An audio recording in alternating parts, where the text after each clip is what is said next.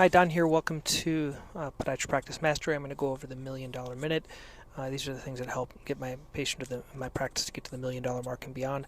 And the two main patients that were the MVPs, the first one was a 45-year-old female, new patient that had Achilles pain. So with this one, I did the Pelto special, which is the night splint, morning stretch, and foam rolling.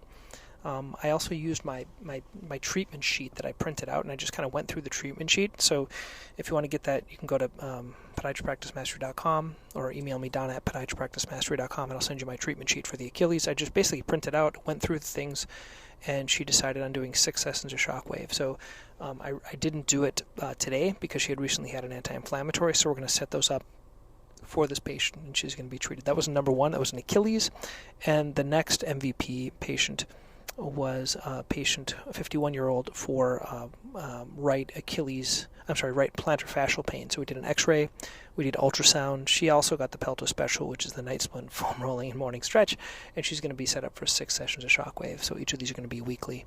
So these two are really kind of the best treatments for now for these patients. I'm going to go over the rest of the day, but those were the most important ones. First patient was a 59-year-old, came in bilateral x-rays. He had a nail sample follow-up, and he also had diabetes with some foot pain and swelling. So I got the x-rays. So what happened is the first time I saw him, which was a couple weeks ago, I didn't get x-rays, and I probably should have, but a lot of times you get busy, and so what I do is at the follow-up I do the x-rays and I go over them. So I went over them with him. He had diabetes. I'm going to see him back yearly for a diabetic exam, but I think sometimes if we get busy and our staff don't do x-rays, I'll do it at the follow-up. So that's one of my techniques, is I just schedule it for the follow-up visit. Next patient was a 10-year-old that had warts, and I did cantharidin on this patient, and I went over Aldara for them as well. They're going to do that combination. I did go over Swift, but they opted not to do the Swift only because of the pain, I think. And same thing with this one. I used my wart treatment sheet, so you can get that with the other treatment sheets if you want them. Just let me know. Okay. So I just went through that, and that's how they decided on the cantharidin versus the other treatments. Next patient was that EPAT 6 sessions that they got. Next patient was a patient that recently had some knee surgery. He had a quadriceps tear, was reattached by ortho, and he was concerned that his orthotics weren't fitting him. Well, I think the real issue was his gait wasn't back to normal, so I evaluated him. His orthotics seemed fine. Next patient was a fracture of the second digit.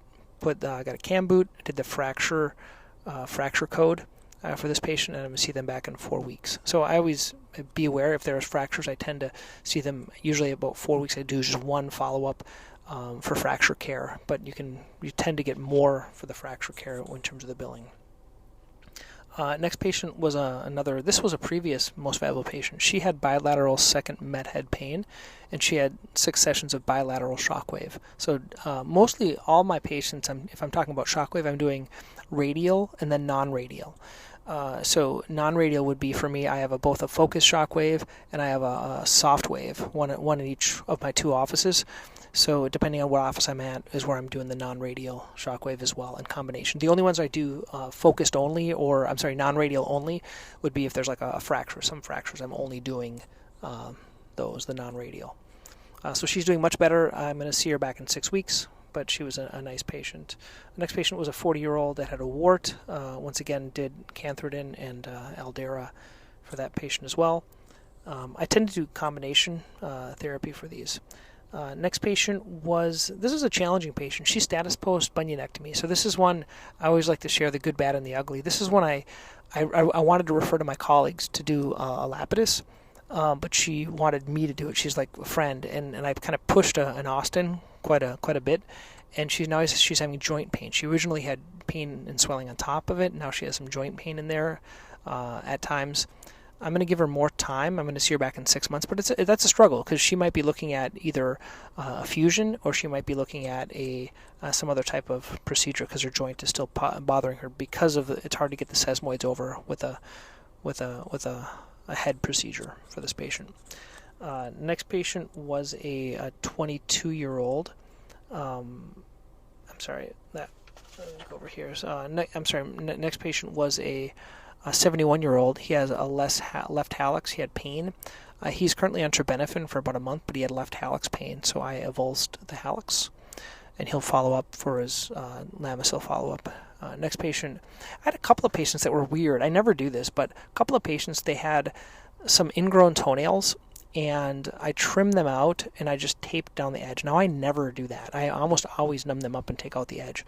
But for this first one, he was a 48-year-old. I trimmed it out. Basically, I think he was just scared, and his really wasn't all that bad. He came in early, so what I do is I cut a Band-Aid in half lengthwise, and I kind of pulled down the edge, and I trimmed it out for him. I said, if it comes back in, then I'll have to numb you up. And there was another one that came in, but she was a 22-year-old. The issue is she lost her insurance, and she really needs the matrix, but she didn't want to pay for it right now, so I just trimmed him out, taught her to do that, and then when she gets back on insurance, then I'll do the matrixectomy for her. Another patient was a patient that had a fifth IPK, fifth medhead, and I did the shoe cutout. That's where I cut out the fifth medhead and flipped that area in the liner back, and I did the lesion destruction for that patient. Next patient was she had a wavy toenail, and I looked at her shoe liner, and her shoes were actually too small, by about a size. This happens to us a lot. So for this patient and a number of the other patients, I did videos. I did short YouTube shorts for these, so I've been in the kind of the mood lately to do YouTube shorts. So if you want to see them, you can go to look up Dr. Pelto on YouTube, and the shorts are there. And I try to have one published a day, and I just do like cases of like different patients that I see in the office that I think would be beneficial. And then I also what I do is I take these shorts, these videos, and they put subtitles. So my virtual assistant does the subtitles. I use something called Submagic, Submagic, and that puts the subtitles, and then I can repurpose them. I use something called repurpose.io, and that repurposes them to like Facebook, Instagram, and other areas. Maybe I'll start doing it on LinkedIn, because that's where a lot of people are watching these things as well, would be LinkedIn. So I did some videos on these ones, like interesting cases, interesting things that patients have questions on. I tend to make shorts, and then I can either repurpose them on my website, like common questions. I can say, okay, what about wavy toenails, or what about these other types of things? So I can repurpose those as short videos for patients on my website as well. For example, we recently put a page on for urgent care, and I put a lot of cases that would be perfect. Like instead of going to urgent care, they should have come to see me directly. I could help them out. And so then a couple of other patients. One was another 35-year-old. She has a left fifth toe fracture. She had come to see me 6 weeks later, so this one I did a video on, and I put her in a surgical shoe, but she probably should have come in to see me because she wasn't better after 6 weeks. Next patient was a 71-year-old female. She had this 71-year-old male. This was kind of interesting. He was totally neuropathic, and he went down to just kind of like pull his toenail or something. He was a little bit loose, and he ended up like taking the distal tip of his toe off, the nail and all the skin and everything. It was bleeding a lot because he was on a blood thinner, and due to his neuropathy, he didn't feel anything. So I could either suture it down, or I could just pull the whole thing off, and I just ended up pulling it off in the office. And then the last patient of the day was a 75-year-old with a kind of a thickened toenail due to a hammer toe, and I just debrided that toenail. So that was kind of the day. If you want to see kind of some of these videos, you can go to drpelto.com. That'll go to our website, or you can go right on YouTube and look for some of these videos. I'm a big advocate of kind of using like the patient experience fully, and so I think recording videos of your patients is a good way to make content for your practice. So these are good ways, and these can be repurposed in a lot of issues. I'm not looking to be a YouTube star, I want to clarify, but I use it more as a method of getting more patients into the office by giving value and like teaching things.